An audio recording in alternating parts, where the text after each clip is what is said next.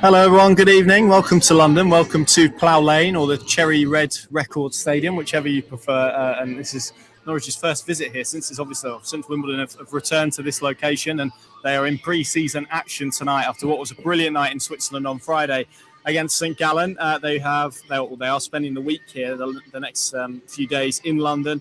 Two pre-season friendlies, one which is obviously tonight against AFC Wimbledon, and then another on Saturday against Premier League opponents Fulham behind closed doors. And I guess just before we get going at all, it's worth saying we won't be there to cover that, unfortunately. So we will be learning about it as you guys are as well. The team news will be out in a minute or so. There's some interesting stuff contained within it. We will wait until it's 6 o'clock and it's published to talk about it. But there's some interesting stuff that we will discuss.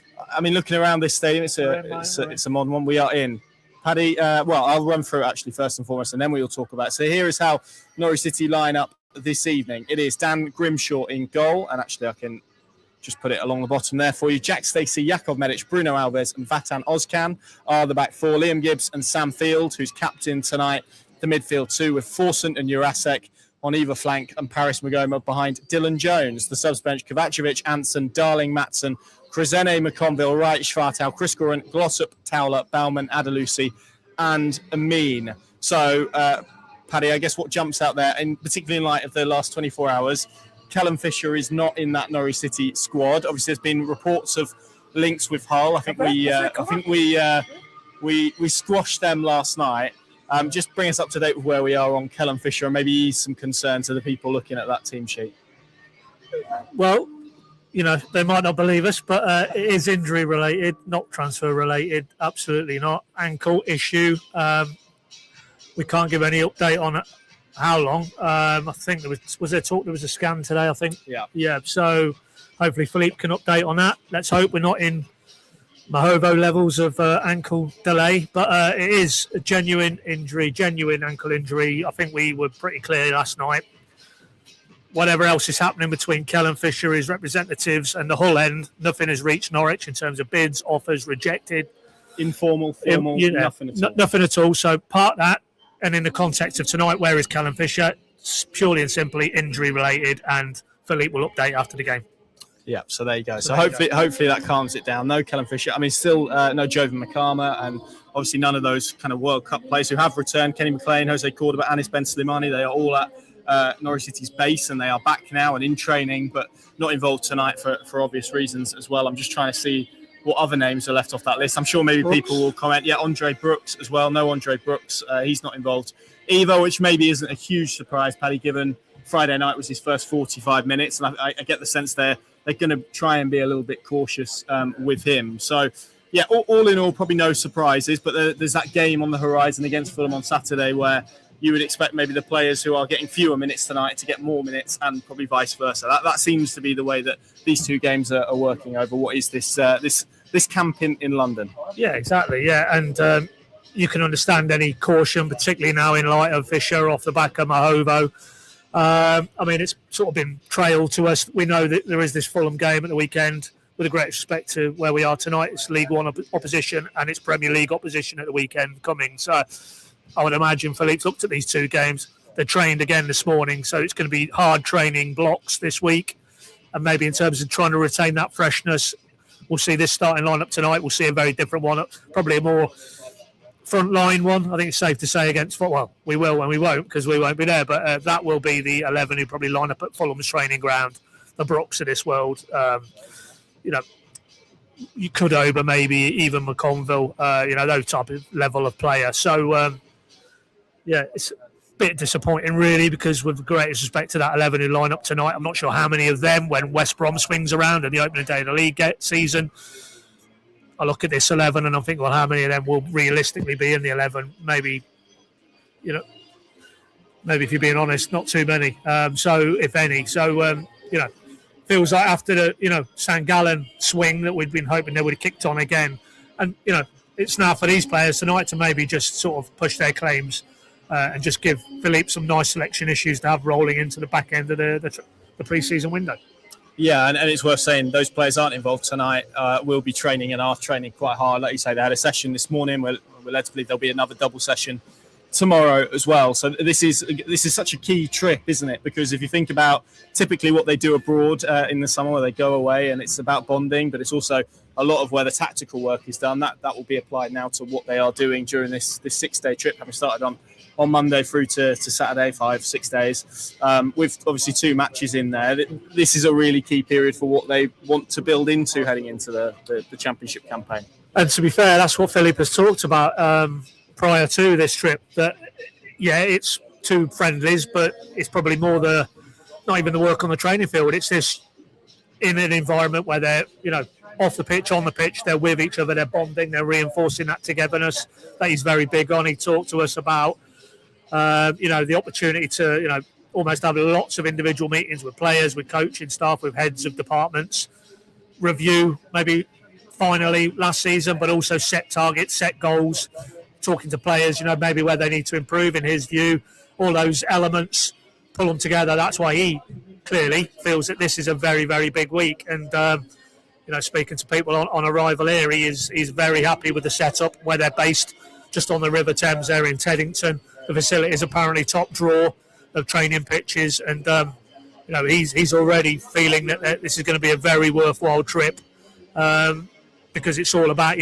building to MK Dons. But for me, it's the West Brom game, and I think we've seen, certainly off the back of the Switzerland trip, some real positive signs. And if this is another week which takes it on a level, and obviously you're reintegrating Kenny and Jose and Anis, and we're led to believe Mo and Ali will be back in the mix back end of this week as well.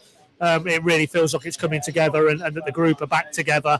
And of course, then off the back of this, you've got another week to build into Osasuna, and then another midweek Colchester. No, it's not Colchester, is it Cambridge, isn't it? Yeah. And then that's it, and then we're into MK and we're into West Brom. So it's going to swing round in very, very quick time. And tonight feels like maybe it's a bit more experimental. Nevertheless, there's 1 or 2 good lads on the bench who we could bring on senior wise. So we'll see how he wants to go and how he plays it in terms of the match minutes tonight. But I'm sure still he will be looking for this game to offer him some point as to where his head is going in terms of who's going to come through and who's going to be the ones who he's going to rely on at the start of the season. Yep, a couple of questions here. I will roll them together. One from Matt Johnson asking about Diallo and whether he's ever going to return. He will return, don't worry. But let's roll anti-Cianats in that as well. I mean, this is one that we did ask about pre-game, Paddy, and it sounds like over the next couple of weeks, those 2 who have been training, they're obviously coming back, anti-Cianats ACL, and Diallo, struggling to remember what that was. Was it thigh or hamstring, or it was upper leg, wasn't it? Pull, wasn't it? Yeah, that's right. Yeah, and so they were both quite major injuries that they have worked back from. So again, probably erring on the side of caution, maybe with the recognition that those 2 and others are probably going to head into the season, maybe not quite being 100%, but the nature of where their squad is, they will have plenty of options in wide areas and attacking areas that do. Yeah, and the thing is, I guess, you look at Philippe Clement and where's his head at. It's not in the here and now with Cernach and with Jallo. It's October, November, December, Saturday, Wednesday cycles, the following Saturday. Can these players in the real tough yards of this season, be available, robust enough to handle that load? And if he feels at the moment they're better served just gradually integrating them, then we know the work that's gone on and continues to go on in terms of the support staff, the conditioning, the physical fitness, the physio elements, and there might be some announcements on that in the days ahead. It's all designed to try and navigate some of the adverse currents they've encountered in not just under Clement or his predecessor, but it feels like 2 or 3 seasons now. Just that drag in terms of player unavailability when it gets into the real key parts of the season, and if in the here and now, it's more of a cautionary or a cautious approach with a Cernach who, has been out for a long time, and Jallo, who really his debut season was just a bit of a tale of woe in terms of muscular-related absences. If you can get those 2 particularly, because you feel they could add to the group in those wider areas, if you can get them really at the start line in a good state, then I think in the here and now, for me, that makes a lot of sense, not to push them before they're ready, because sadly, we've got too many case studies in recent seasons with Norwich where players maybe have been pushed a little bit ahead of where they needed to be, and their bodies are broken down. And not available for prolonged periods of the season. And where Norwich keep pitching where they want the season to be, Philippe talked about it, I think, out in Switzerland. He wants depth, he wants quality, so that he can rotate, and yet the quality level, the consistency of performance, there isn't a marked drop off. Because that will allow that freshness in the group to continue, hopefully churning out the results and the consistency of results, which gets them in the front rank and competing at the top end of the table. Yeah. So there you go. There's some news on the people maybe who aren't here tonight, and just to recap, Callum Fisher not involved tonight for injury reasons rather than football reasons. Yeah, Makama likewise obviously missed the game against St Gallen with a slight issue. So again, just working back, and you're at the stage where if there's any doubt, even 0.5%, you don't take those risks at this stage. So yeah, he will be a little longer. We'll see if he's involved on Saturday, and then Diallo, as we just mentioned, I would expect to get some minutes, and Sienats as well over the next couple of weeks, building towards the season. Looking at that team then, Paddy, it is maybe what I'm trying to word this fairly. It's not the players that maybe we would expect to be frontline necessarily. Maybe Mahoma, with probably the exception of Paris Magoma, yeah. But certainly when you mention Fisher and injury, and obviously you don't know how bad that is or not at this stage. But if you're a Jack Stacey, that's the sort of opportunity you want. And I guess we're probably looking at the two wingers again, aren't we, in terms of Jurasek and Forson, to try and lay down the marker, which as of yet they haven't quite been able to do in pre-season. Obviously Forson only returned on Friday, in fairness to him, but probably still waiting for that kind of beginning of the turnaround for Mate Jurasek. Yeah, we saw the level. I mean, I talked in the previous segment about levels. I mean, very harsh maybe to just draw a parallel in terms of that 45 at St Gallen, but what did he offer comparable to Andre Brooks? I think you could see the difference, and that's natural. They've committed the scale of fee they have this summer for a simple reason. They don't feel they had that profile of player on the right-hand side. That includes Jurasek, includes Forson, and one or two others who were tried there. So if you're Mate, I'm not quite sure, what the path is for him from here. I don't see realistically how he elbows Andre Brooks out of the starting 11. So... Well, it's about the long game, isn't it? Maybe. And whether that's here or elsewhere, then he still needs to be playing and catching the eye of either his head coach here or other clubs maybe who might look at his backstory up to Norwich and maybe write this off as a bit of we'll look at his whole career rather than what he's not done in a Norwich shirt. So it's all right for Shawless, doesn't it? So far, and that's a good example. It can look like down is the only way, but your next move can be the one that relaunches you, really, if you get it right, and certainly that was the case with Jolis. So, and you put Forson in the same bracket. I don't think he's necessarily a player for the longer term for me now. I think that ship has sailed already, but he is here. They did commit not to the scale of Jurasek, but nevertheless it was a reasonably big transfer fee, and something's got to happen with him that suits all parties moving forward, whether it's here or not here. So for both of those, I guess it feels to me the wheel has already turned and maybe that Clement has moved on. But, if they perform tonight and then that opens the door to maybe more minutes in pre-season and they perform equally in those opportunities, then maybe. And we talked earlier, whoever the 11 is that starts against West Brom, the nature of the arduous terrain that is the Championship, that isn't going to be the 11 that plays week in and week out. So he will need options off the bench. And these players could be those players. But we'd need to see a lot more than we've seen from both of those, for me, in their Norwich careers, to feel that, they are ready to step up. Whereas I still think with Jallo, if they can get him fit, he showed, albeit in a small sample, enough to feel that he can impact it. And Schwartau has carried on where he left off last season. I think Ahmed showed enough, certainly in his early part of his Norwich career, that those elements on the left-hand side, they feel a bit more evenly matched.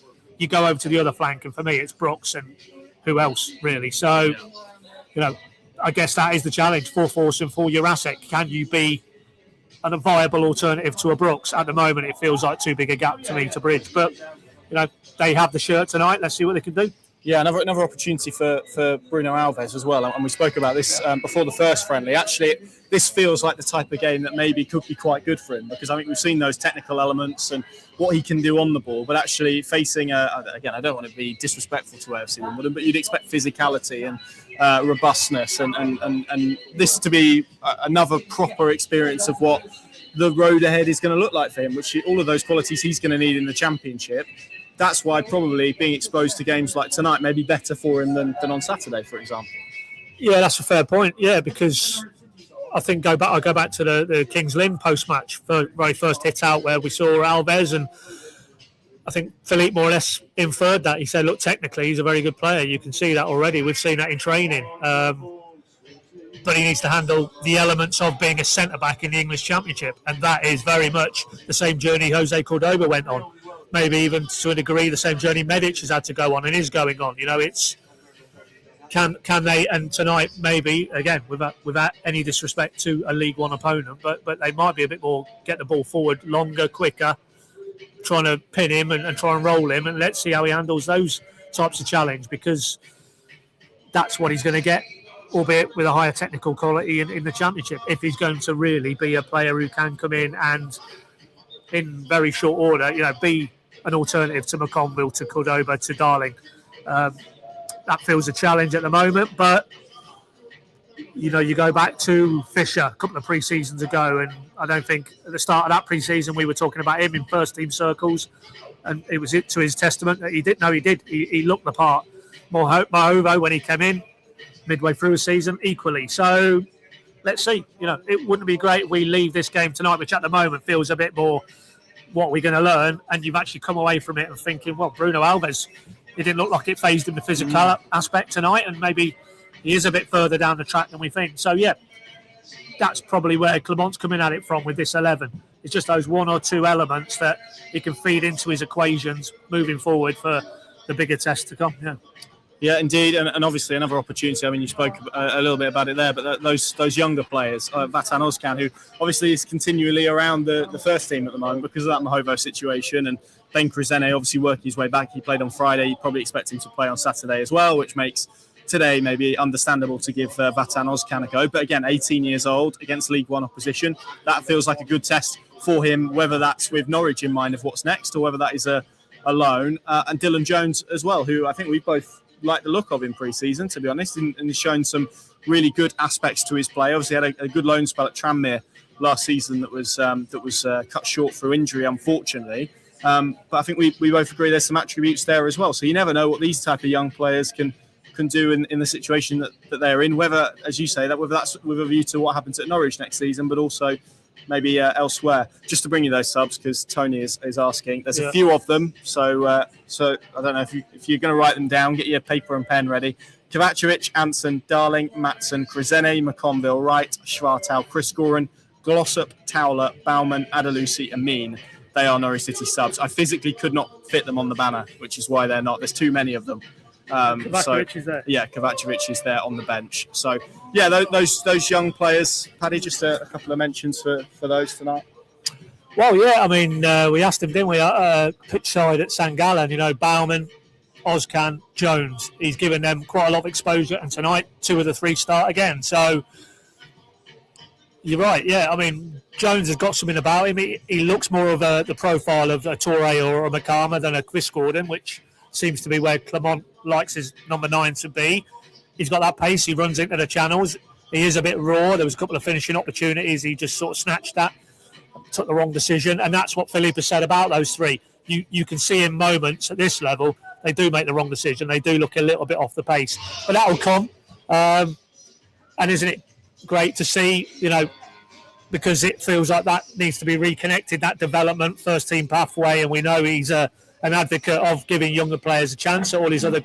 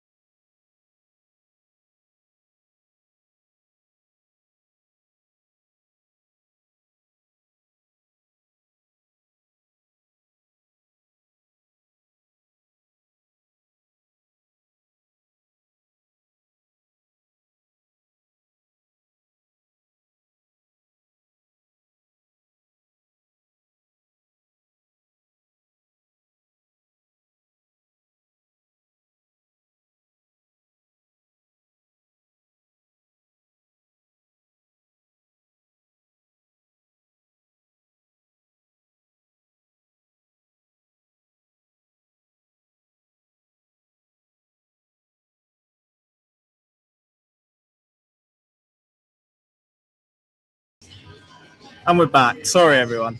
A little bit of connection issues there here, but I think we're hopefully all sorted now. We've been babbling on for 20 minutes anyway, so hopefully you've caught the majority of it. But yeah, just to run through that Norwich team for you again, is scrolling at the bottom of your screen. Grimshaw in goal, Stacey, Medic, Alves, and Ozcan. The defensive four is then Field and Gibbs. The midfield two, Sam Field taking the armband this evening. Forson and Jurasek on either flank with Paris Magoma, who did play for AFC Wimbledon and MK Dons, with Dylan Jones up front. The subs bench, Kovacevic, Anson, Darling, Matson, Krizene, McConville, Wright, Schwartau, Chris Gore and Gossip, Towler, Bauman, Adalusi, and Amin. That's probably it from us. We will quit while we're ahead in terms of the connection. Good to see you from Florida. Thank you for joining us, and we'll see what we get. We're not going to do predictions at this stage. We'll wait until MK Dons comes around to do that. But clearly, aim of the game tonight is to continue where they've been in terms of fitness, but also beginning to implement some of that tactical work as well. Pinkham.com will have you covered throughout the evening. We've got a live blog up as well. Come and join me over there for live updates and debate as the game goes on. And the first stop of Norwich City's London tour, hopefully, is a productive one. Thanks very much for watching. See you very soon.